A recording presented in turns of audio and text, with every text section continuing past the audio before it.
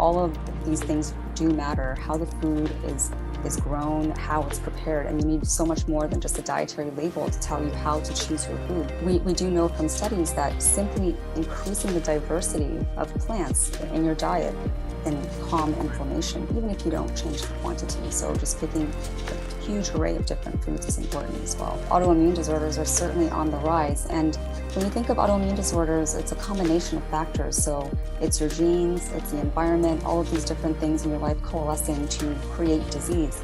But autoimmune disorders in the past few decades have been on the rise, and our genes are likely not changing that quickly. Good morning, good afternoon, good evening. This is Af Malhotra once again on Straight Talk with Af. Now, I always bring you some of the most incredible guests, and the conversations, as you know, are organic. They're unscripted. It's going with the flow.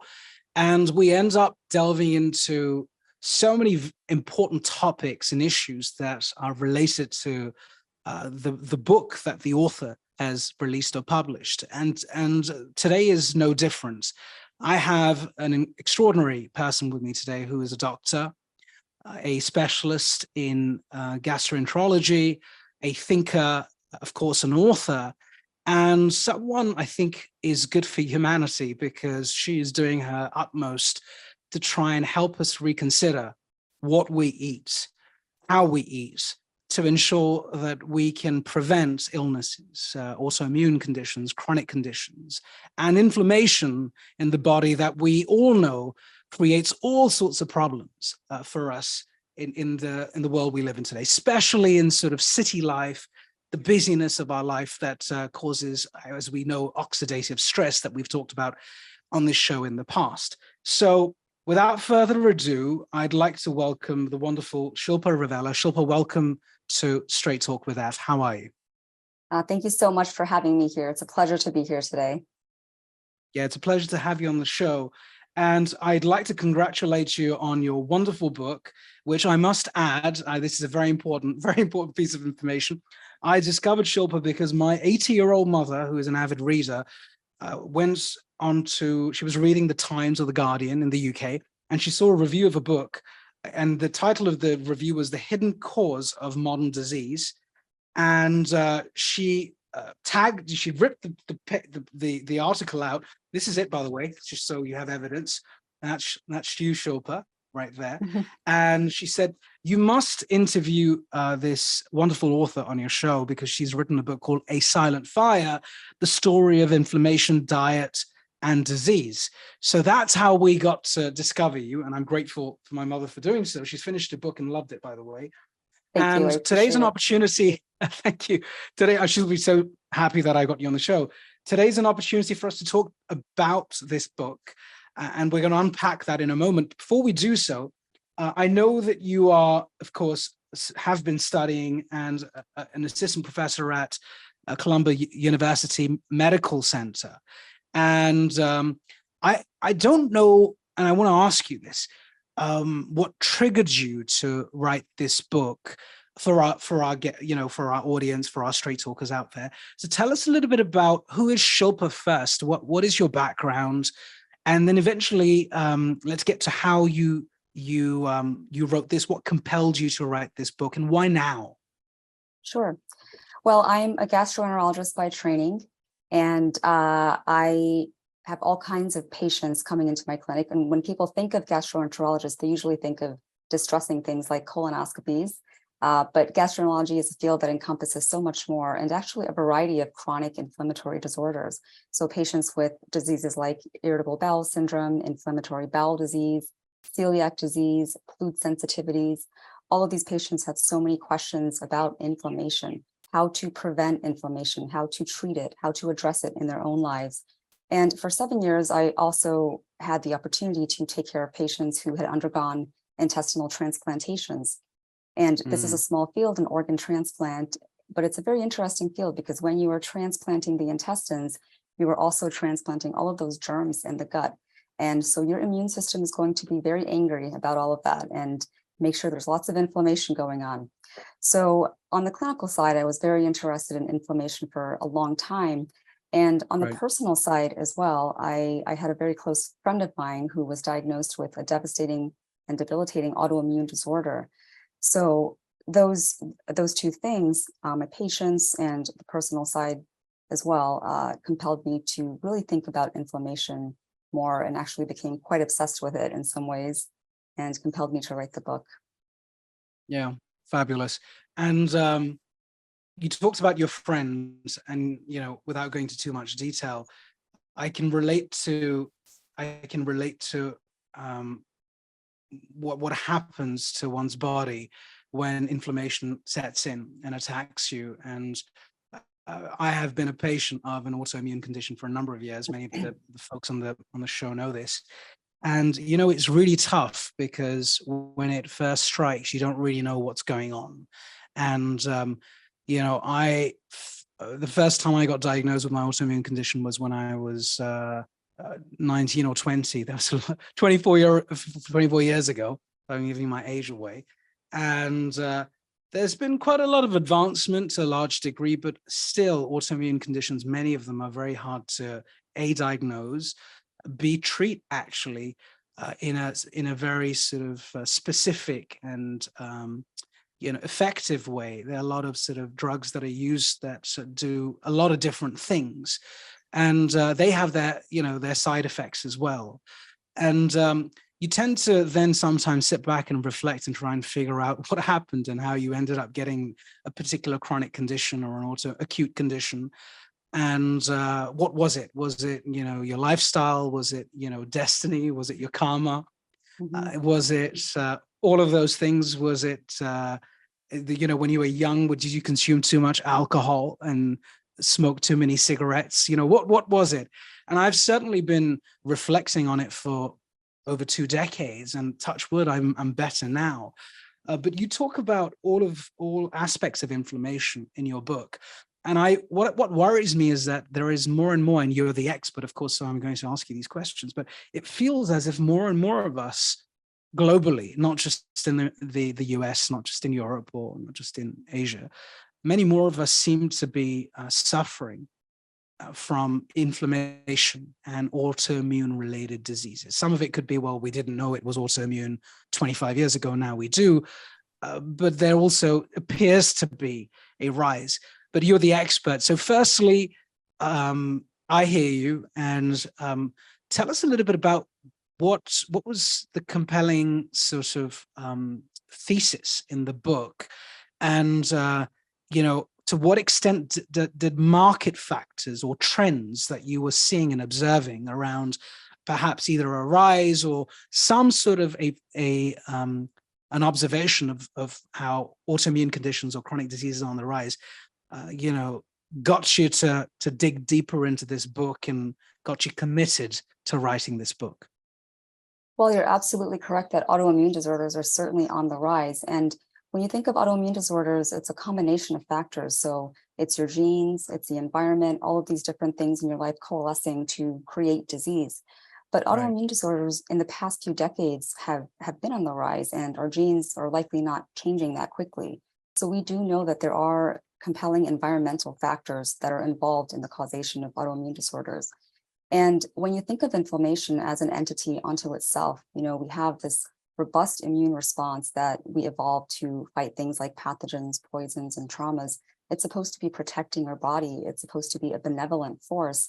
And the biological price of inflammation is autoimmunity, when the inflammation turns against your own body. And what we're learning today is that this biological price of inflammation is actually even more pervasive than we've ever imagined, because low-level inflammation is tied to not only an increased risk of autoimmune disorders, but also many of our modern chronic killers, like heart disease, cancer, diabetes, neurodegenerative disorders, and even some psychiatric disorders. So this type of low-level inflammation is very, very common. And today, I would say the majority of us in Western nations are inflamed. Mm-hmm. And it's interesting, I'm going to pick up the last word, Western nations. And so this has always fascinated me. And I've had a few very cool guests on the show who've discussed the different dimensions of well-being related to right the way from the gut to, you talk about inflammation, the autoimmune system and so on. to even, Ayurveda.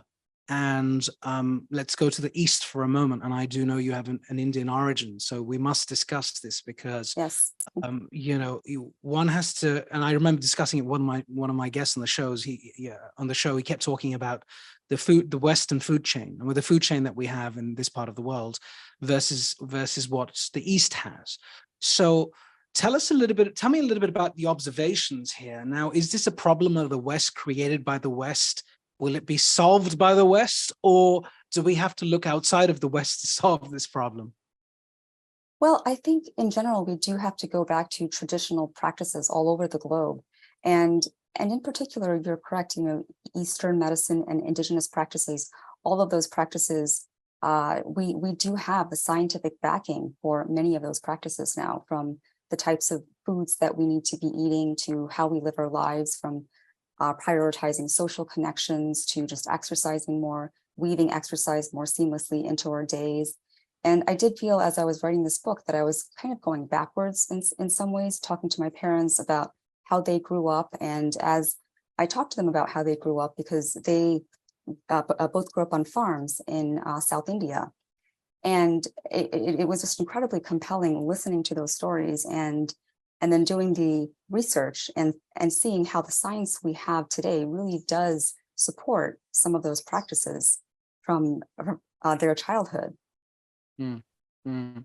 And if you think about the Eastern diet, because it varies right from the north to the south of a place like India, for example. But if you look at some of the ancient medical, or the ancient medicine, which Ayurveda is one form, and there are many, many other forms as well. I recall, like nightshades, for example, aubergine or tomato, and so on and so forth. These sorts of vegetables were no-nos even in Ayurvedic food. The use of haldi or turmeric with pepper, not without pepper, with pepper. The use of how certain spices and herbs, and we call them masalas, for example, are blended together in a dish. It's not just the hot curry on the high street Indian restaurant.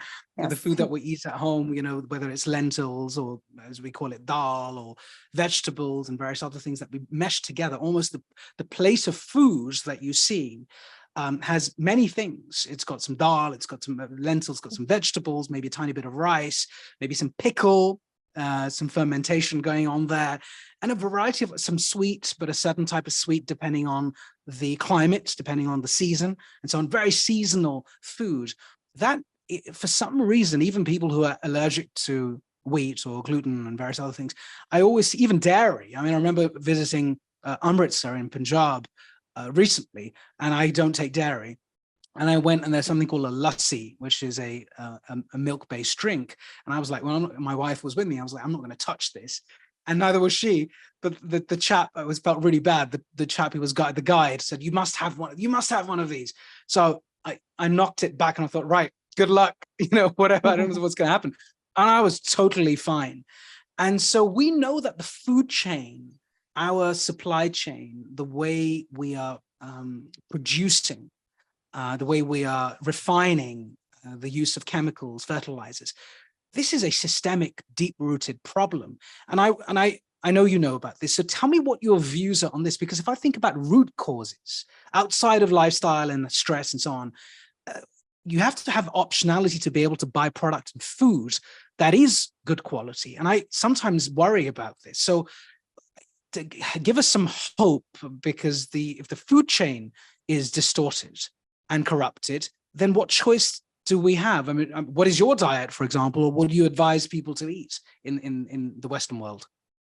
I think it's absolutely true that how food is prepared, how food is grown, how food is consumed, even who are you eating it with? Are you eating your food rushed and stressed, or are you eating it socially with other folks? Are you eating it in a way that's mindful? All of these things play a part in health. And I think it's tough because today the farming practices, agricultural practices in the States and in the Western world have altered so drastically. And we know that soil, the nutrients in the soil, very, very important for the nutrient quality of our food. So when we go to the grocery store today, despite all of this, we can make certain choices that help us to choose the most nutritious food. One of the biggest things for inflammation is really choosing a variety of whole plant foods, a diverse variety of whole plant foods, and a high quantity of whole plant foods.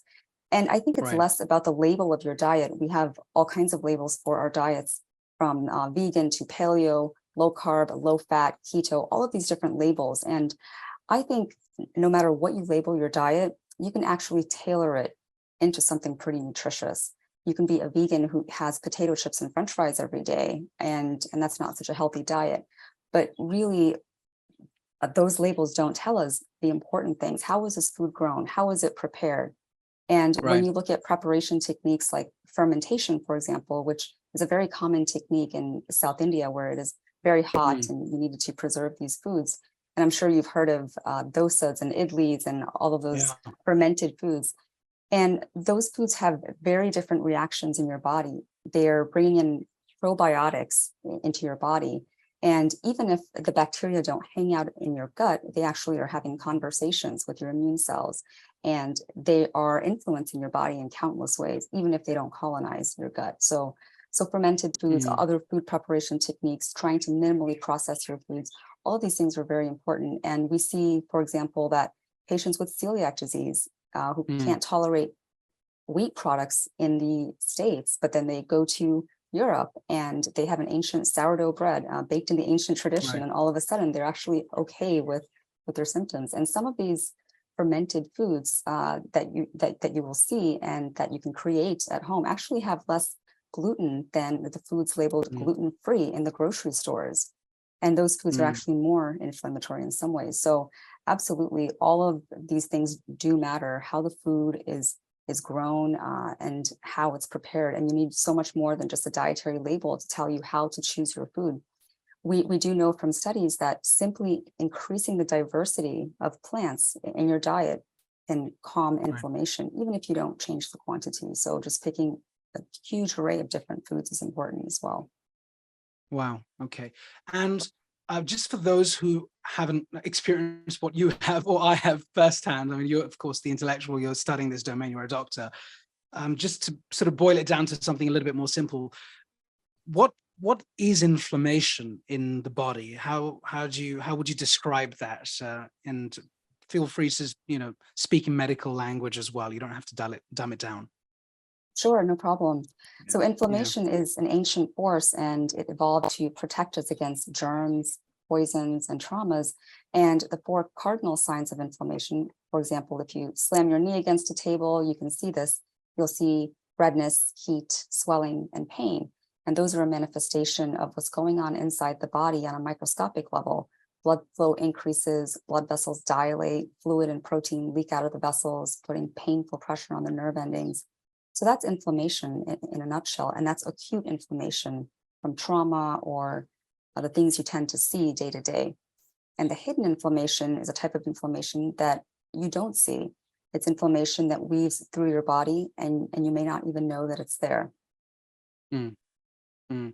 And we look at autoimmune conditions. Just going to the next one. What is an autoimmune condition? What happens?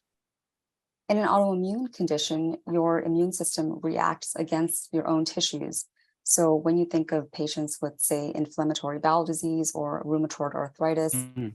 your immune system has an overreaction to tissues, damages tissues. So patients with inflammatory bowel disease tend to have various gastrointestinal symptoms like bloody diarrhea and stomach pains Mm. and chronic inflammation in their intestines.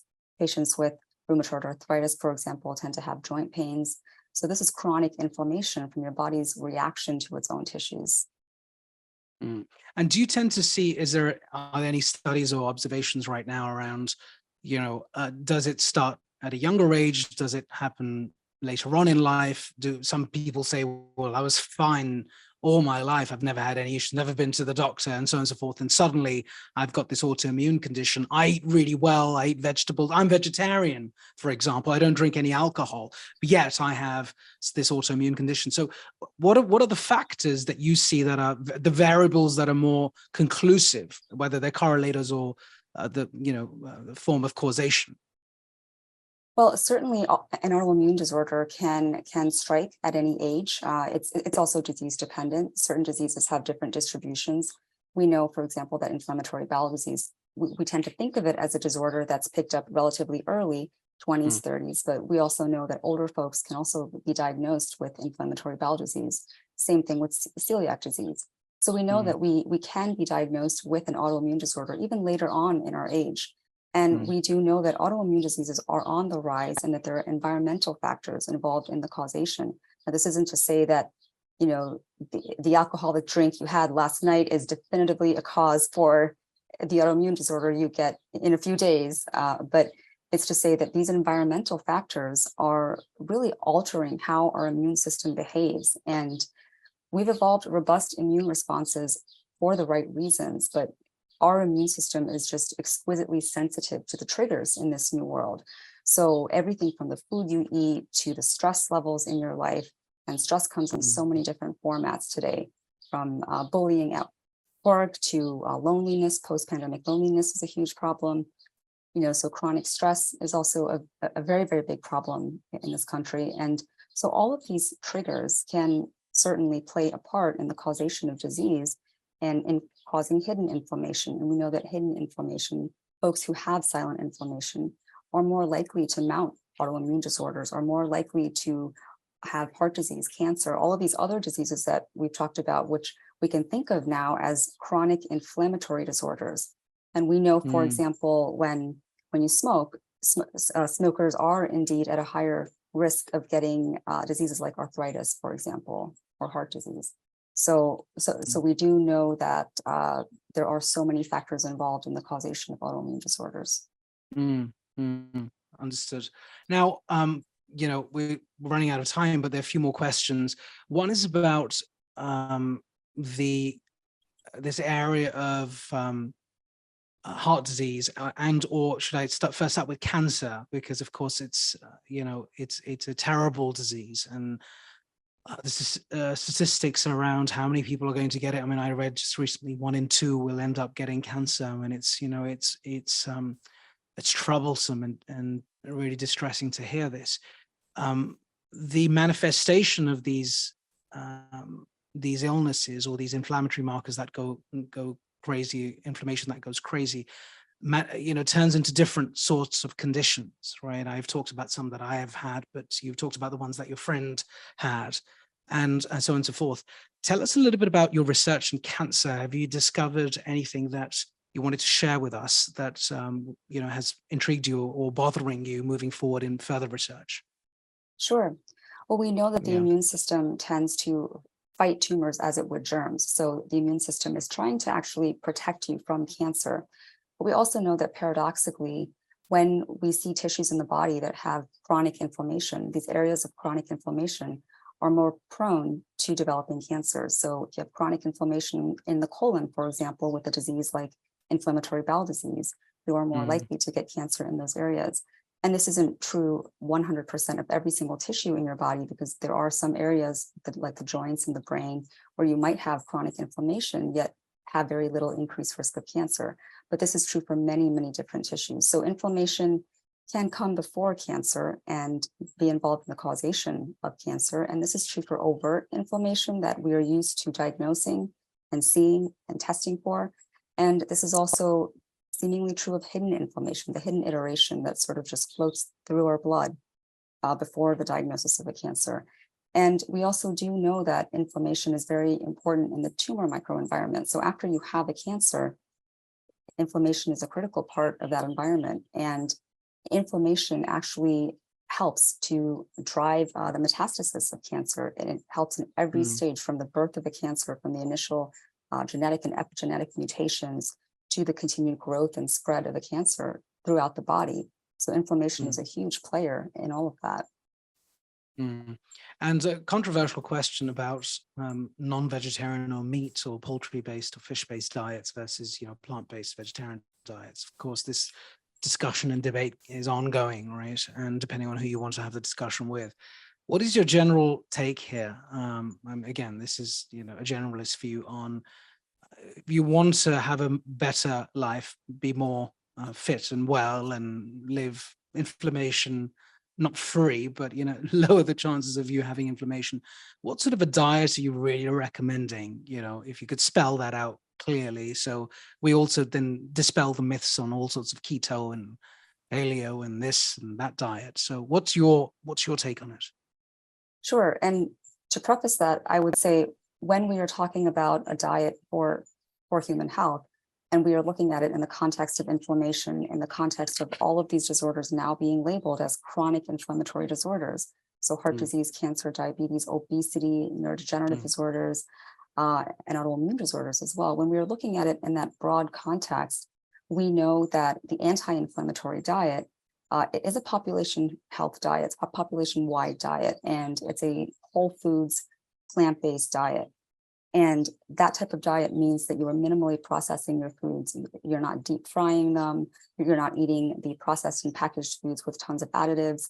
But your diet, the majority of your diet consists of minimally processed whole plant foods, fruits, vegetables, whole grains, beans, nuts, seeds, avocados, and even all of those nightshade vegetables and whole grains that typically tend to be avoided in some iterations of anti-inflammatory diets. When you look at this from a population-wide standpoint, those are foods that are actually highly anti-inflammatory. And we have randomized controlled trials showing this. When you have whole grains and beans, these are foods that decrease markers of inflammation in the body. And so from a population-wide standpoint, that is the sort of diet we should be following. And I would push the needle a little bit, because when we say majority, we think of 51%. But when we're thinking based on the epidemiology we have to date and based on planetary health as well, when we're thinking about how to feed ourselves, we really do need to push that needle towards 90%, 95%, even 100%. Right. And that's where we need to be.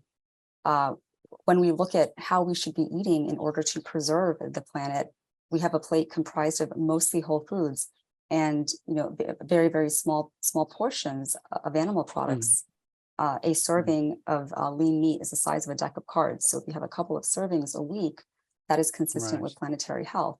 But most people probably will have a few servings in their meat.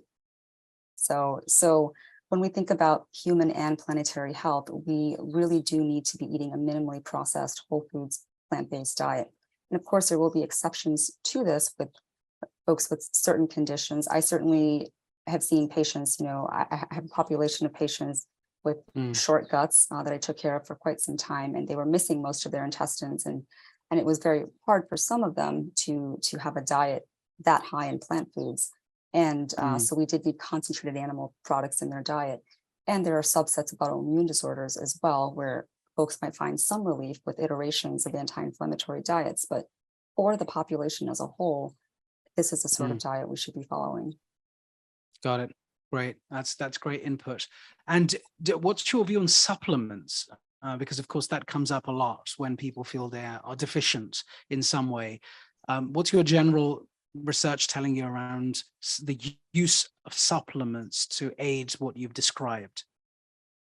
Well, there's so much marketing around this today, and particularly with probiotic supplements as well. Yeah. And typically, for example, with probiotic supplements, I tend to prescribe them in disease rather than in health and go with the evidence. We have evidence-based conditions for which we prescribe probiotics. For example, things like irritable bowel syndrome, inflammatory bowel disease, maybe antibiotic-associated diarrhea. But when we look at the wellness industry as a whole, when we see the exponential rise of these supplements and the marketing and the way that they are pushed to consumers as a cure-all for everything, I actually think that, again, we need to look back to our ancestors, to ancestral times, to traditional times, and realize that the anti-inflammatory diet is really, it's a frugal diet. It's a diet that doesn't require fancy supplements and all of these things, like microbiome testing is very big right now. So I think we do need to go with what the evidence shows. And of course, if you have a diet that's high in plant foods, you do want to take things like maybe a B12 supplement. Some folks take a fish oil supplement.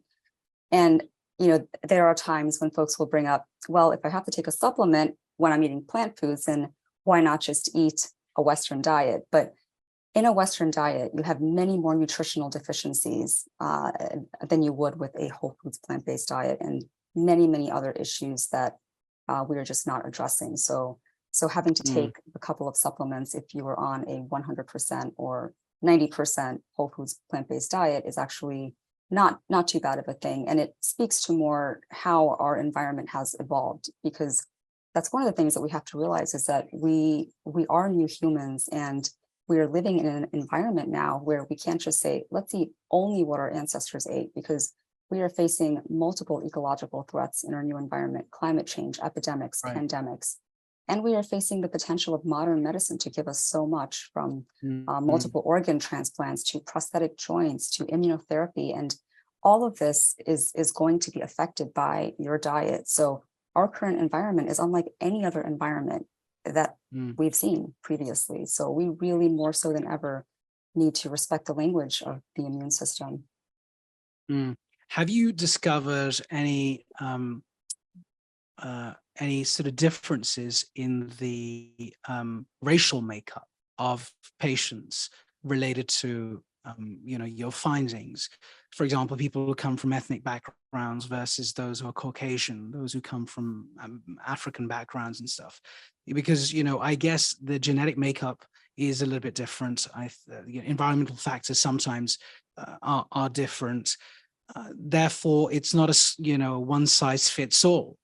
And so even when you look at South India is a great example, it's actually a vegan diet. If you look at dosas, and if you look at Italy's dosas, you look at even the lunch or the dinner on the south side, it's actually vegan to a large extent, and chicken and animal products were introduced a little bit later for a variety of reasons. But have you picked up anything in your research that says, well, actually, or I guess I'm assuming that the whole sort of grain plant-based diet that you're discussing and talking about is relevant to all, regardless of our ethnic makeup or background and so on and so forth. I think, again, it really depends on the individual. Right. But I think it's more, this is the kind of diet that is best for the population at large. And when we speak of tolerances that are tied to genetic makeups, we can think of something like lactose intolerance, for example. Right. And Yes. I have a lot of Asian patients who come into my clinics who end up at some point in their lives lactose intolerant. And these foods also were not a traditional portion of their culture. So these are foods that they haven't been consuming for very long. And so after childhood, lactose intolerance tends to develop in so many of these patients. And again, I think it's hard to talk about a one-size diet that fits all for every single individual in the entire planet. But I think when we talk about the kind of diet that is going to be absolutely incredible for helping to prevent disease, helping to treat diseases as well, for the majority of the chronic conditions that we have today, because a lot of these conditions are lifestyle conditions. When you think about heart disease and cancer, and a lot of the incidences that we are seeing now are environmental. And that's not to place the blame on any individual as well, because there are structural issues at play and so many other issues that we need to consider. But a lot of these issues are due to our current environment, and this type of diet, the plant-based, minimally processed diet, is at large a diet that is best for the whole population. And we have studies to back this up as well. Gosh, right. And last two questions. The first one is about the next generation. And you talked about COVID, and you talked about loneliness and how that's a form of stress, of course, and depression and various other conditions that have stemmed from there. And many of those people who are lonely also, not all of them, many of them happen to be sometimes without families or single or living alone and so on.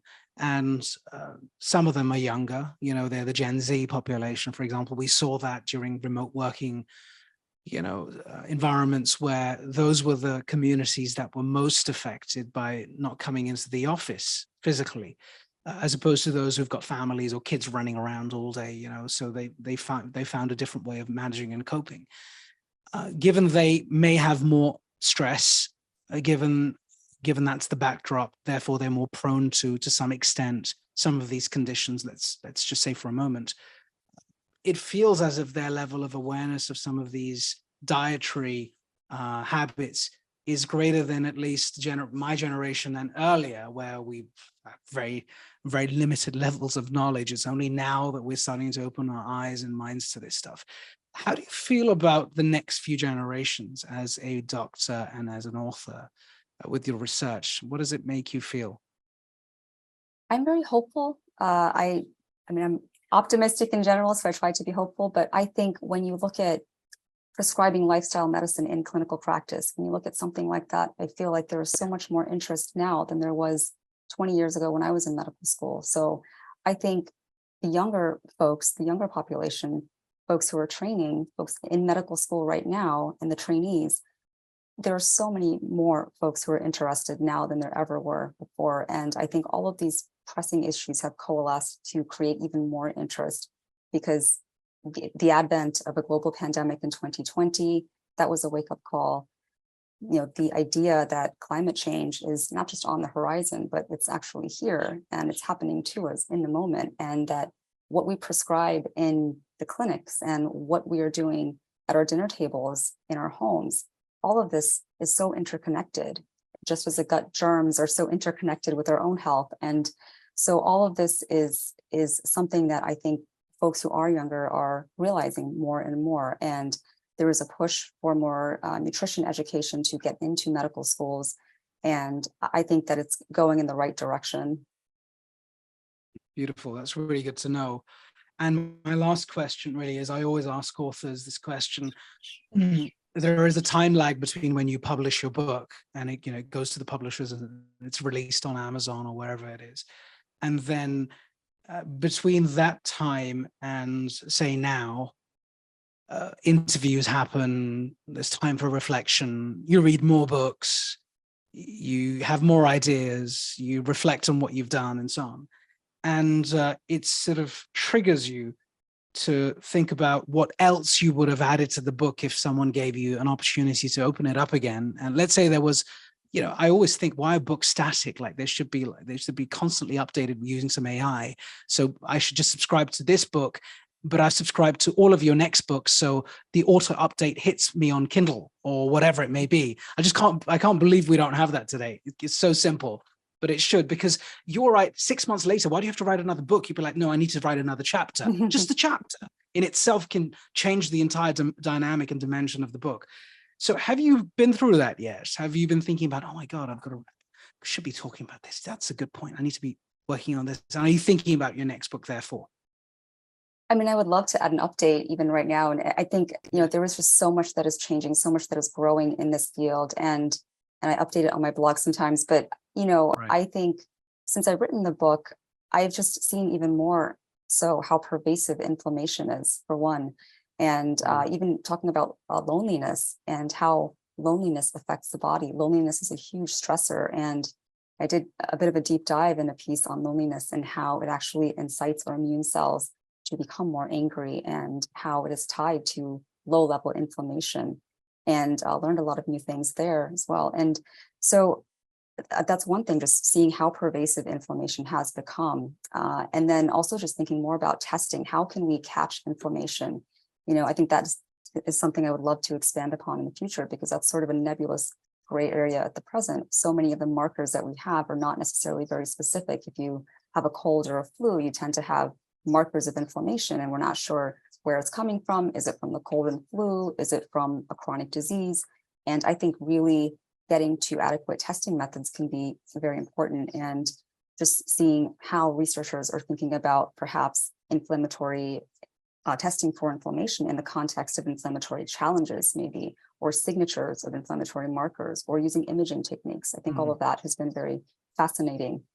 And I've also thought a bit in some of these interviews that have come up, I've thought a bit about Eastern and indigenous medicine and ancient practices, as you brought up, and just going back to how we can reconcile Western medicine with the idea that there is so much scientific support for some of those practices now. And I don't think it's an all or nothing. You embrace every single thing that you hear about in Ayurveda, or you reject all of it. I think it really is dependent on the individual patient, for one. And it's possible to incorporate the evidence-based portions, the diet, the the social advice, the advice on stress, the advice on exercise, the advice on so many of these things that we do have rigorous scientific support for, and yoga as well actually is a big piece of this. And then to look at each patient on an individual level and to say, hey, well, as long as you are still continuing with your medical treatment, and if there is a practice that happens to make you feel better and we don't have rigorous evidence for this practice, I think it's important to look at the patient in an individual context for any disorder. So I think that blending of some of these indigenous and Eastern practices in the context of Western medicine, how can we actually best serve patients by doing that? And this also goes back to realizing that it is such a shock that there is a deep biological link between diseases as distinct as heart disease and cancer and depression and Alzheimer's. And that should really compel us to think we need to be treating folks not just in a piecemeal fashion, which we still need to do, but also as a whole body, whole mind. And we need to actually be looking at root causes, and we need to be prescribing lifestyle as an adjunctive treatment, just as we would be prescribing drugs in the clinics. Spot on. That is I'm so happy to hear that you're thinking in the way you are, because that work is needed desperately. All of those strands that you've picked up, and the book got released in October 2022 in the States. In London, we only managed to get hold of your book in January this year. So it's been actually quite a short period of time. It's not even been a year, really. Correct. I congratulate you on the fact that not only that you've produced a fantastic book at the right time, and it's so well written, so gripping, and congratulations for doing that, but also your ability to articulate so wonderfully something that could be seen as being quite complex for some, but also some who have the condition might run a million miles away, think, oh my God, not this again, fine, I'm just dealing with it. And so, kudos to you for doing that. And of course, the fact that now you're thinking about the next few issues that you want to tackle, ideally even in chapters, as opposed to even the next book. I'd love AI to do that for us. I didn't talk about AI, but when I bring you on the show next time, I will discuss artificial intelligence and how that can play such a huge role in early diagnosis. You talked about that, in terms of the triggers, the use of scanning systems or X-rays and various other tests that we can put into place. Preventative medicine, in other words, is so important as much as personalized medicine is important. So both of those P's are super important. I just wanted to thank you for coming on the show. I know you've got a super busy, schedule. Really honored to have you on the show. I wish you all the best. God bless the work you're doing. Thank you for being a great doctor and curing people, and also thinking about other ways of treating us holistically. And for that, I'm deeply grateful. Thank you for coming on the show. Before I go, any reactions? How did you find the last 45 minutes, 50 minutes, or an hour? I know you do many podcasts and so on, but I'd love some feedback. I think this was wonderful. I loved the improv session, and I think it was a very natural, wonderful conversation. And thank you for asking such thoughtful questions. And thank you for having me on your show. It was a pleasure, and it was an honor as well. Yeah, thank you, Shilpa. Thank you so much. Been amazing. For the straight talkers out there, you must watch this again and again because you need time to digest what's been said. Click on the bottom right to subscribe, and may the force be with you. Keep smiling, keep safe, don't be lonely if you can help it, and go change your diet and eat well, and save a life as it should be. Shilpa, thank you, be well, take care, and I'll look forward to seeing all of you again on the next show. Thank you.